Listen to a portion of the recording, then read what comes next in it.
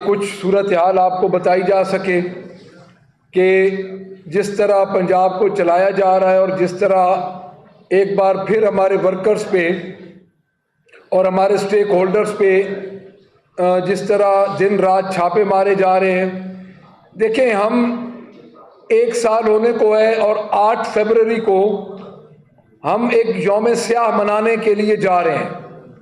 हमारे नज़दीक यौम स्याह है वो, क्योंकि हमारे से हमारा मैंडेट छीना गया और पाकिस्तान तहरीक इंसाफ जिसको 2,60,00,000 वोट मिला 8 फरवरी को, और हमारा मैंडेट छीन के सियासी जिंदा लाशों को दिया गया, जो कि अब उनका बोझ नहीं संभाला जा रहा। तो हमने पूरे पाकिस्तान में उसके लिए एक पुरअमन एहतजाज का हमारा प्लान है। उसके लिए लाहौर में हमने एप्लीकेशन दी। उस एप्लीकेशन में आज दिन तक डीसी लेतोलाल से काम लेते रहे, डिस्ट्रिक्ट इंतजामिया जो थी। फिर हम हाई कोर्ट में गए, कल परसों हमारी हाई कोर्ट में डेट है क्योंकि कल छुट्टी है। तो मैं ये समझता हूं कि ये डरे हुए हैं। ये क्यों डरते हैं? जब ये कहते हैं पाकिस्तान तहरीक इंसाफ के पास लोग नहीं है, पंजाब के लोग उनके साथ नहीं आते, तो हमें जलसे की इजाजत दे दें। हम तो इनसे ये नहीं कह रहे कि हमने कोई दंगा फसाद करना है। ये लाहौर को और पंजाब को बंद करके खुद गैर यकीनी सूरत हाल पैदा करते हैं। और मैं ये समझता हूं कि 8 फरवरी इस मुल्क की तारीख में ये जो 2-3 वाक़यात हो चुके हैं, जिसमें सकूत ढाका से लेके आज दिन तक जितने वाक़े हुए 8 फरवरी, उनमें एक बहुत बड़ा वाक़या है जब एक ऐसी जमात जिससे आपने निशान छीन लिया, जिसके कैंडिडेट्स को आपने पाबंदे सलासल किया, जिन पे जुल्म के पहाड़ तोड़े गए, उसके बावजूद उनके लीडर्स को अंदर जेल में रखा और उनकी बानी जिनकी वजह से हमें वोट मिला है उनको जेल में रखा और ये समझा कि हम कामयाब हो जाएंगे। और अवाम ने पहली दफ़ा लोगों ने इनके मुंह पे तमाचा मारा और पाकिस्तान तहरीक इंसाफ को रिकॉर्ड वोट मिला। और 11 बजे के बाद इन्होंने आरओस के ज़रिए फॉर्म 47 वाला एक डाका डाला और एक शर्मनाक काम किया, जिसकी मिसाल अभी तक पिंडी का जो कमिश्नर है वो अभी तक गायब है। जब उसका ज़मीर जागा तो उसको गायब कर दिया गया। उसके बाद इन्होंने हमारी स्पेशल सीट्स पे डाका डाला। हम असेंबली के अंदर बैठे कि जमहूरियत डिरेल ना हो।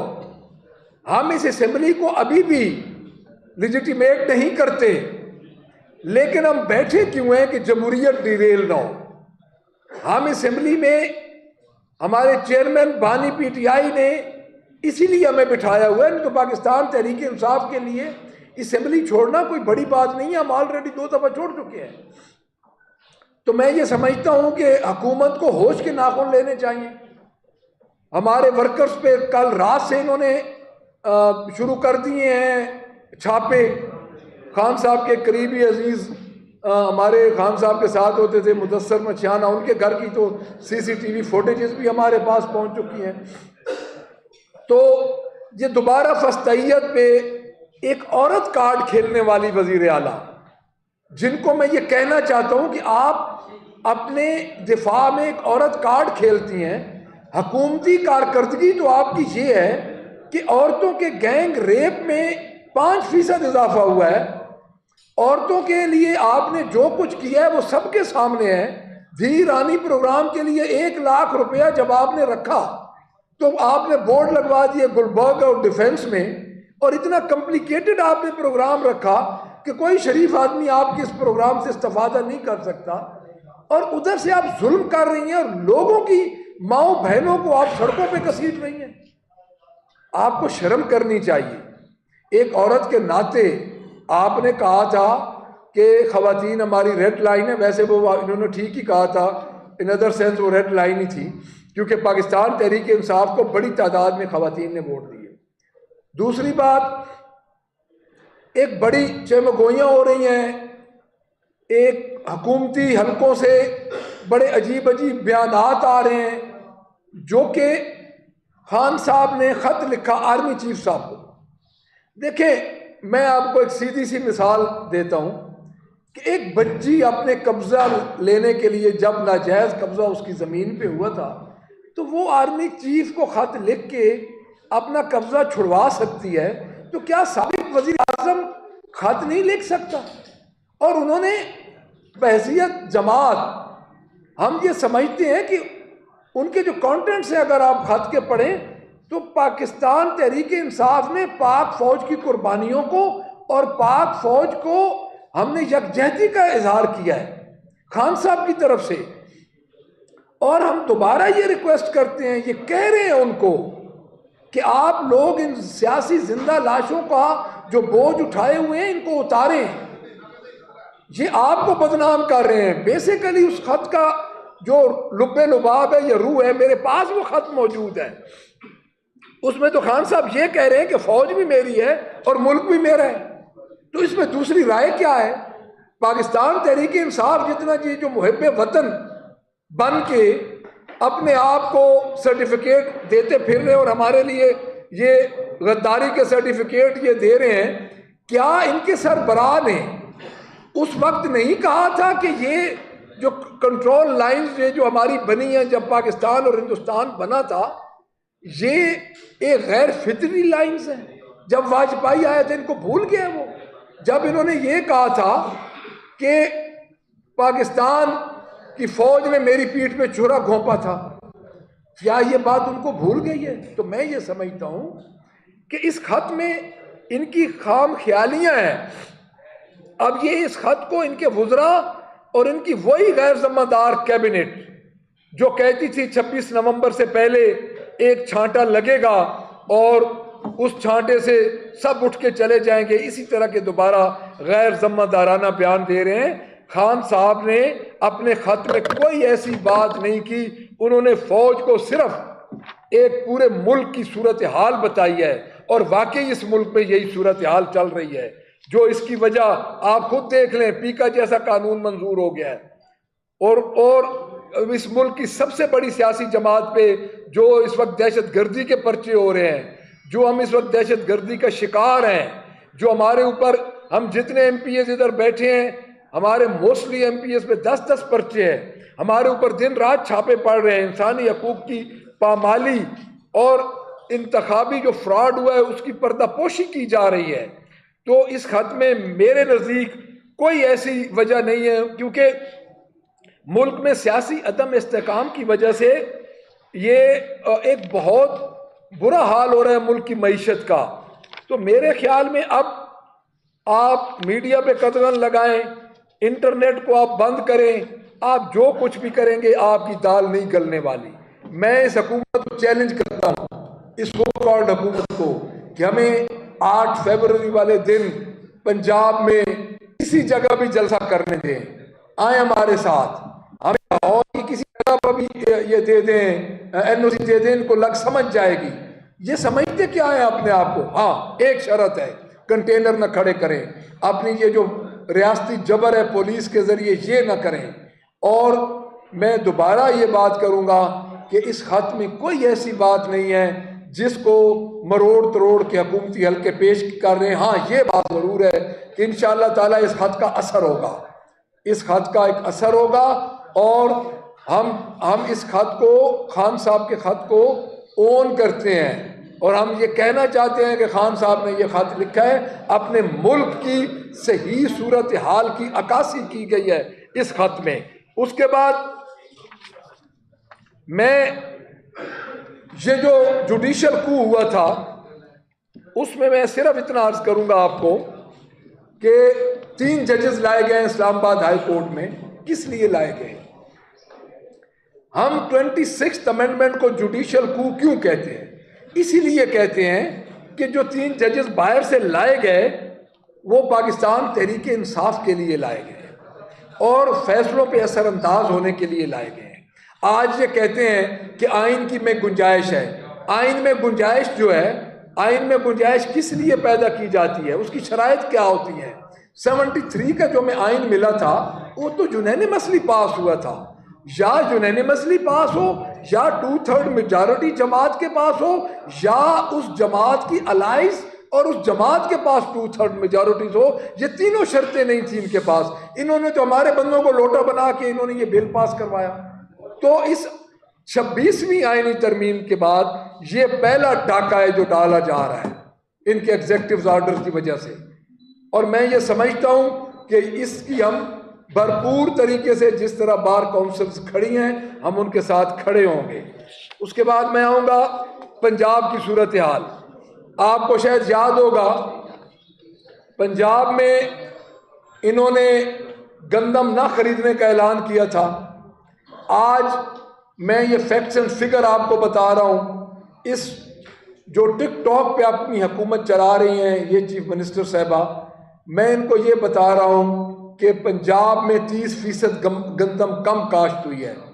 आपने जो ये घिनौना फैसला किया था चंद लोगों को राज़ी करने के लिए, पंजाब में अगले साल गंदम कम होगी और ये मुल्क में कैद साली के नज़दीक होगा, जो कि गंदम के बगैर ये मुल्क क्या करेगा। आप करेंगे क्या? आप उसी तरह करेंगे जिस तरह आपने पिछले दौर में किया था कि आप गंदम बाहर से मंगवाएंगे और वो नाकिस गंदम होगी और आप अपने ठेकेदारों को पैसे देंगे। मैं दोबारा 8 फरवरी के जो हुआ है हमारा ऐलान, उस पे जो ये पंजाब पुलिस और उनके साथ जो इदारे हैं उनकी जो भी एक्टिविटीज़ हैं हमारे खिलाफ, मैं उनको ये कहता हूँ कि आप बंद कर दें। और उसके बाद मैं एक और चीज़ आपको बताऊँ, आज के अखबारात आपने शायद देखे होंगे, आज के अखबारात देखें, पूरे सफ़े के मरियम नवाज साहबा के इश्तिहार है मोहतरमा के। मुझे ये बताया जाए कि ये जो सारा काम कर रहे हैं ये इत्तेफाक फाउंड्री से हो रहा है या रमजान शुगर मिल से हो रहा है, जो ऑल पर इनके दूध से हो रहा है। ये काम कहाँ से कर रहे हैं? ये इश्तिहार किस लिए दिए जा रहे हैं? ये मेरे पास पड़े हैं, मेन सफ़ा अखबार का इश्तिहारों से भरे पड़े हैं। इस एडवर्टीजमेंट की क्या ज़रूरत है? जिस काम को आपने शुरू करना है, क्या आपको शर्म नहीं आती कि आप अवाम के पैसों से अपने फोटो लगा रहे हैं? और आप ये इश्तिहारात आपके वालिद साहब ने भी लगाए थे। आपके वालिद साहब जब पाकिस्तान आने लगे तो उस वक्त एक इन्होंने तराना बनाया था कि आएगा कौम की निजात दहिंदा बन के आएगा। वो अब कोई ज़ाती खत्तो किताबत ही कर रहे हैं लंदन में मेरे ख्याल में। तो मेरा ये ख्याल है कि इस तरह के हथकंडों से अवाम आपसे बेवकूफ़ नहीं बनेगी। और इन इश्तिहारों की एडवर्टीजमेंट जो आपने अपनी ज़ात की एडवर्टीजमेंट के लिए ये किया है, ये इसका हिसाब लिया जाएगा। आज के अखबारात आप देख लें। मेरा किसी एक अखबार या किसी एक इदारे पे बात करने का मकसद नहीं है, मेरा तरीक़ेकार पे मकसद है बात करने का कि आपने इतने इश्तिहारात जो दिए करोड़ों अरबा रुपए, क्या ये प्लांट जो प्रोग्राम आप दे रहे हैं तो ये आप उनको दे देते? जब आप देते तो आपका नाम अपने आप चढ़ जाता। हमने कुछ सेहत कार्ड के इश्तिहार लगाए थे, वो खान साहब का फोटो मुझे आज दिखा दे, उस पर मुझे आज दिखाया जाए खान साहब का फोटो।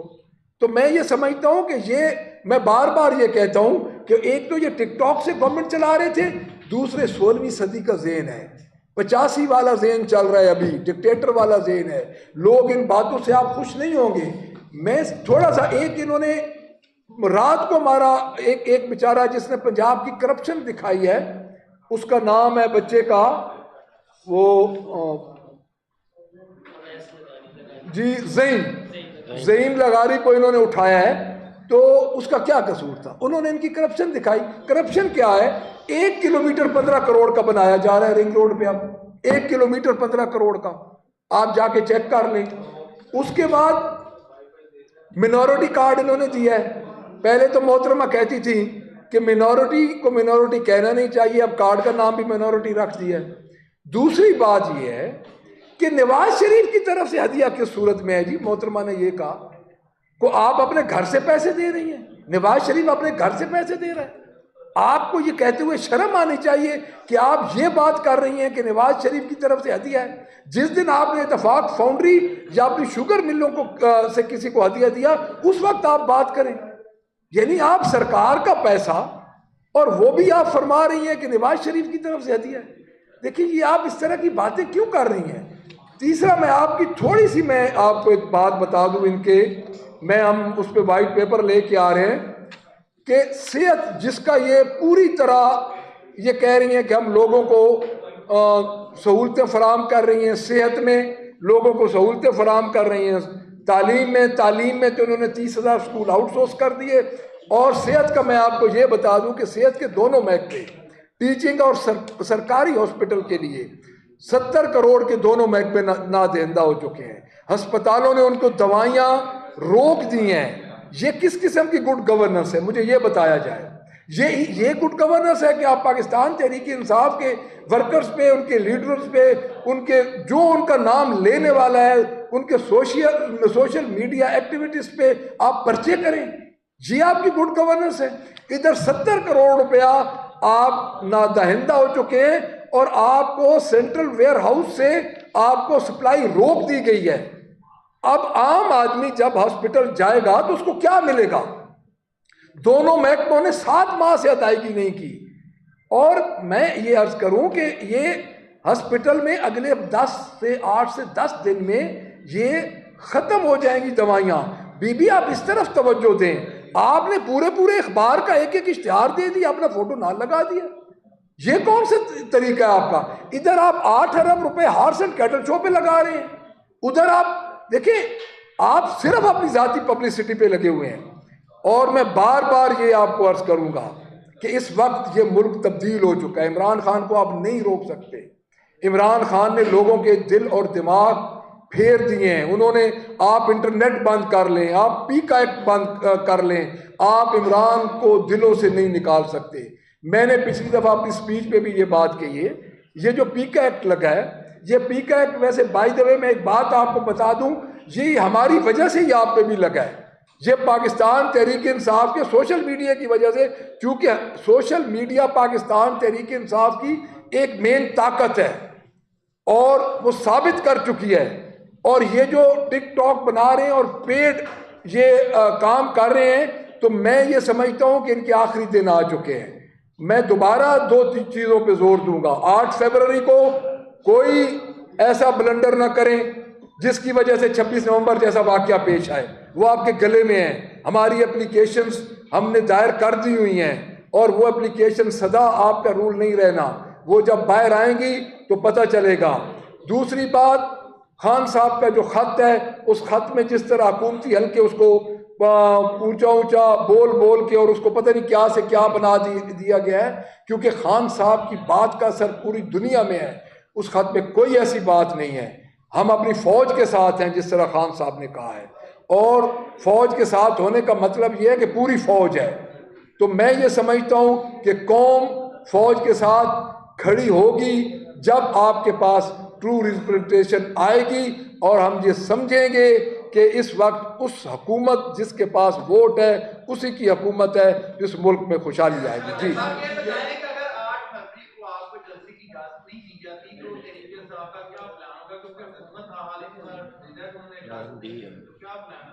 जी मियाँ साहब, बात ये है, जी मैं अर्ज करता हूँ, ये बड़ा अच्छा क्वेश्चन है जी। पहली बात तो ये है जी कि आपने जो क्वेश्चन किया है ना जी, गैर जिम्मेदाराना मिनिस्टर है इनके पास। अब बात ये है कि आपको याद होगा, इन्हीं के मिनिस्टर्स ने 26 नवंबर से पहले कहा था कि एक छांटा लगेगा ये दौड़ जाएंगे। उस वक्त उन्होंने गोली चलवाई। अब दोबारा ये उसी तरफ जा रहे हैं। हमारी FIRs भी हो रही हैं। हम नहीं भूलेंगे अपने शहीदों को, ये हो ही नहीं सकता। एक शहीद भी, देखें, एक शहीद भी एक जमात के लिए काफ़ी होते हैं और हमारे तो उन्होंने काफ़ी बंदे मारे हैं।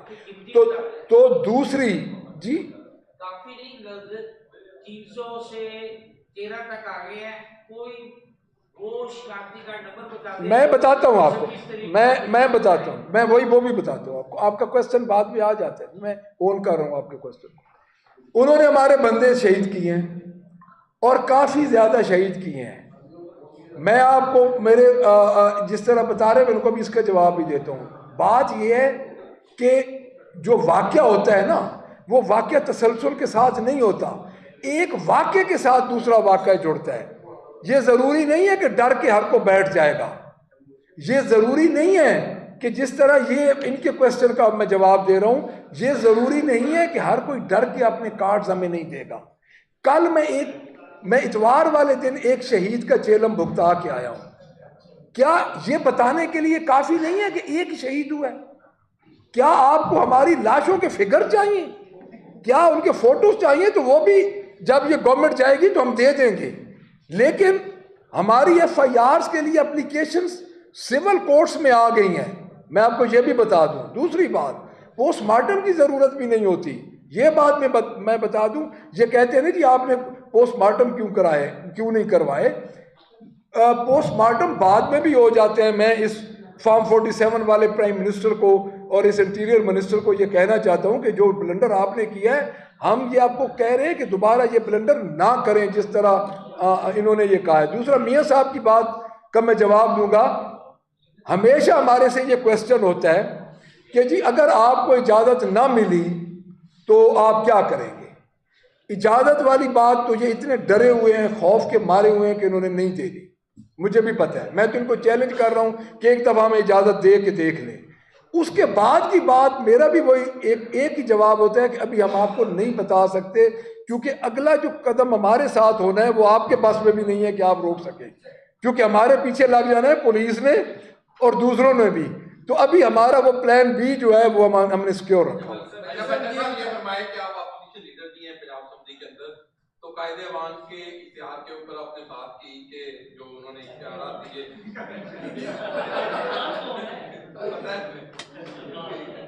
तो उसके ऊपर जो आपने जो बात की है, क्या आप समझते हैं कि सेहत कार्ड भी आया था और उसके बाद बहुत सारे लोगों के अकाउंट खुले भी और उसकी पॉपुलैरिटी भी हुई और जिसके ऊपर बहुत सारी तनकीद भी अपोजिशन की जानिब से उस वक्त की गई थी? क्या अब जो सूरत हाल है, 1 साल होने को है, 8 फरवरी को 1 साल मुकम्मल हो जाना है, क्या आप इस सूरत हाल को किस तरह, उनकी गवर्नेंस को किस तरह देखते हैं, उनके ऊपर किस तरह की तनकीद कर रहे हैं, और दूसरी तरफ आप अपनी हुकूमत का 1 साल देखें और इसका कंपैरिजन करें तो क्या फर्क नजर आता है? जी आपने भी करना, दोनों का मैं इकट्ठा जवाब।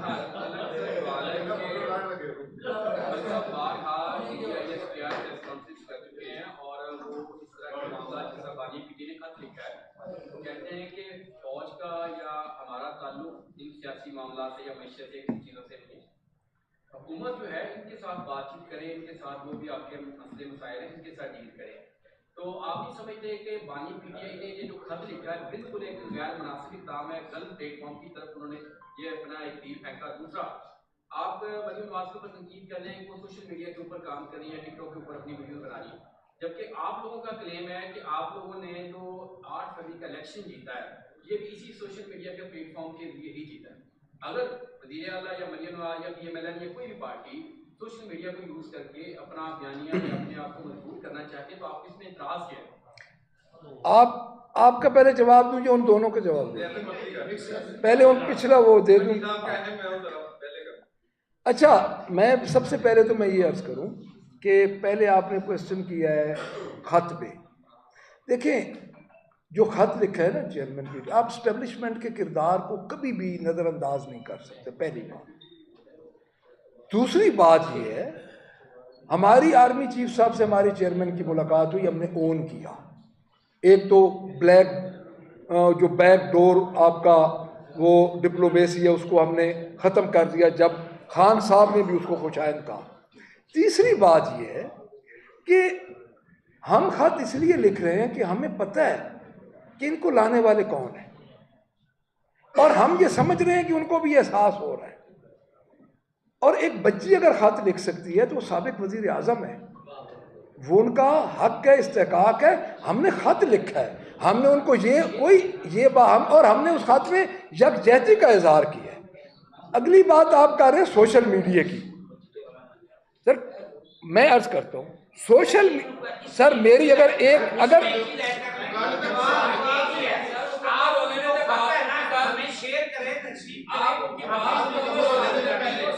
कर देते हैं। अच्छा, जो आप सोशल मीडिया की बात कर रहे हैं, एक सोशल मीडिया होता है पेड, जिसके साथ मुका होता है। आप इतने हमारे ब्लू टिक पे ले जाएंगे, आप इतने टिकटॉकर बनाएंगे, आपको मिलेगा पैसा। इमरान खान है ब्रांड। इमरान खान का सोशल मीडिया चला है नौजवानों ने। इमरान खान का इलेक्शन लड़ा है खवातीन और नौजवानों ने, और वो वॉलंटियरली सोशल मीडिया था। हम उस सोशल मीडिया को ओन करते हैं क्योंकि पूरा मुल्क सोशल मीडिया बना हुआ था। हमारे पास कोई निशान नहीं था, हमारी जमात को इन्होंने ख़त्म कर दिया था। और काजी फ़ैज़ ईसा एक मसीहा बन के, काजी बन के आया, और उसने जिस तरह का काम किया, ये अदलिया के माथे पे एक बदनुमा दाग होगा कि उसने हमारे से निशान ले लिया। और वो निशान क्या होता है? जो पार्टीज होती हैं उनका निशान अवाम की अमानत होता है, पार्टी का नहीं होता। वो इस निशान के जरिए वोट देते हैं। तो मैं ये समझता हूँ कि उनके सोशल मीडिया और हमारे सोशल मीडिया में फ़र्क है। वो ख़जाने से 25-25 लाख रुपया एक सोशल एक्टिविटीज़ को दे रहे हैं, और उनके कई पैसे वापस भी हो चुके हैं, ये भी मैं आपको बता दूँ। बाकी आपने कहा जी इसकी सर देखे, मैं अर्ज करता हूँ, सेहत कार्ड का कंपैरिजन और इसका कंपैरिजन आप इसलिए नहीं कर सकते कि ये जो इश्तिहार आया पड़ा है ये भी शुरू होना है, और इनके हर महकमे में, हर इनके प्रोग्राम में इतनी कॉम्प्लिकेशंस हैं कि जब वो बंदा जाता है, आप मुझे ये बताएं, आसान करने के लिए NTN को होना ज़रूरी है? मुझे ये बताएं भाई, जिसके पास अगर टैक्स नंबर ना हो, आपका NTN ना हो, तो वो आसान कर्जा नहीं ले सकता। अगर वो इतनी अमीर है तो आसान कर्जा क्यों ले? किसी किसान के पास अगर 10 लाख रुपया घर में पड़ा है तो वो ट्रैक्टर क्यों ले? वो 10 लाख से तो बच्ची की शादी कर देगा। देखिए, ये एक फजूल काम कर रहे हैं, इनका ग्राउंड पे कुछ नहीं है। 60,000 रुपये ये किसान को दे रहे हैं, और उसमें से कटौती करते हुए किसान को 600 रुपये घर से देना पड़ता है। मैं किसान हूँ, मुझे पता है। ये पता नहीं किस किस्म की ये लोगों को सोच फराम कर रहे हैं। दूसरी आपने जो है ना अभी ये बताया कि जो खत आया उसमें जो तीसरा बात है जिसके बीच में ये जिक्र किया गया कि 17 किस्तें भरती थी लेकिन 35 से ज्यादा किस्तें मिली, ये आप शुरू दिन से कह रहे हैं। लेकिन अगर आप इसके साथ एक नया मुदाफा करते हैं वो ये कि नया इलेक्शन करवाया गया, आप ये इलेक्शन नहीं मानते, लेकिन अगर नया इलेक्शन भी इसी TRO के साथ होना है, इसी SOP के साथ होना है, तो उसका क्या फायदा होगा? क्या आप ये नहीं समझते कि वो सीटें पहले वापस हों? जमात इस्लामी ने भी यही आपको इल्जाम लगाया कि आप अपने मौक़िफ़ से असल में पीछे हट गए हैं, इसलिए वो आपके साथ जद्दोजहद करने को तैयार नहीं है। सर, जमात इस्लामी के बारे में तो मैं डिस्कस नहीं करूँगा, ना ही बात करूँगा। उसको वो उनका अपना मामला है, कोई इंडिपेंडेंट जमात है। लेकिन मैं आपको एक बात बता दूँ, नए इलेक्शन हमारी एक जो हमारे मुतालबात थे उसमें एक शिक थी। जब आप आज़ाद जुडिशरी पे बात करते हैं तो सारी चीज़ें उसमें आ जाती हैं। अगर जुडिशरी आज़ाद हो जाती है तो हमारी सीटें हमें वापस मिल जाएंगी, क्योंकि हम कोई कोalition गवर्नमेंट, अगर गवर्नमेंट हमारा मकसद होता तो पीपल्स पार्टी तो हमें पहले दिन से कह रही थी कि आप गवर्नमेंट में आ जाएं। अगर हमने, क्या आपका ये आप समझते हैं कि गवर्नमेंट हमारा मकसद होता तो इमरान खान पीपल्स पार्टी से गवर्नमेंट बना के हम इतनी तकलीफ़ों में होते? हमारा गवर्नमेंट मकसद ही नहीं है, हमारा मकसद है हकीकी आज़ादी। हम एक चेंज लाना चाहते हैं, जो कि खान साहब 2 साल हो गए अंदर बैठे हैं और उन्होंने साबित कर दिया है कि इंशाअल्लाह ताला वो चेंज के जरिए ही बाहर आएंगे। Thank you very much. अब आपने बड़ी 2 अहम बातें की है। एक मोहसिन नकवी साहब के हवाले से आपने लफ्ज़ इस्तेमाल किया इंजीनियर का, तो ये बता दें कि वो टर्बाइनर चेंज करने वाले इंजीनियर है, कौन से इंजीनियर है? और मरियम नवाज की एक साथ इंजीनियर, हाँ ठीक है। और मरियम नवाज की आपने बार बार टिकटॉक की बात करते हैं, तो एक साल की कारकर्दगी या मुख्तलिफ इवेंट्स हैं, तो एक टिकटॉक जो आपको अच्छी लगी हो वो हमें भी गाइड कर दें। अभी मैंने देखी नहीं हूँ जी मोइन साहब। पंजाब जो है मईशत की बेहतरी के लिए फैक्ट्रियों पर कंडम मार जो है लोगों को पूरी ट्रांसफर के ऊपर किस्तों पे दे रहे हैं, तो आपका क्या जाता है फैक्ट्रियों का माल बिक जाएगा? देखिए, अब मैं आपको बताता हूँ। देखिए, फैसलाबाद में ये पोजीशन है कि 70-30 की रेशो पे फैक्ट्रीज चल रही हैं, यानी 70% कैपेसिटी उनकी बंद है, 30% कैपेसिटी पे रेशो चल रही है। देखिए वर्ल्ड बैंक के मुताबिक आपकी 7% आपकी महंगाई बढ़ी है, जिससे आपकी गुर्बत की लकीर से नीचे तकरीबन 1.25 करोड़ लोग आ गए हैं। दूसरा, आपने पीका एक्ट की बात की है जी। पीका एक्ट देखिए, इसने डेफेमेशन बिल से लेके पीका एक्ट तक आप सारा कुछ देख लें। मैं बताता हूँ, हमारा तो शोकॉज नोटिस हो गया है, शोकॉज नोटिस हुआ। और अगली बात मैं आपको बता दूं, जो कमेटीज होती हैं उसमें अपोजिशन की अक्सरियत नहीं होती, बट उसके बावजूद भी खान साहब ने कह दिया, हमारे चेयरमैन ने शोकॉज नोटिस दे दिया, हम इनके किसी उस चीज़ का हिस्सा नहीं बनेंगे जिस पे हम ये समझते हैं कि अवाम पे और सिविल सोसाइटीज़ पे कोई कतगन लगे। Thank you very much ji.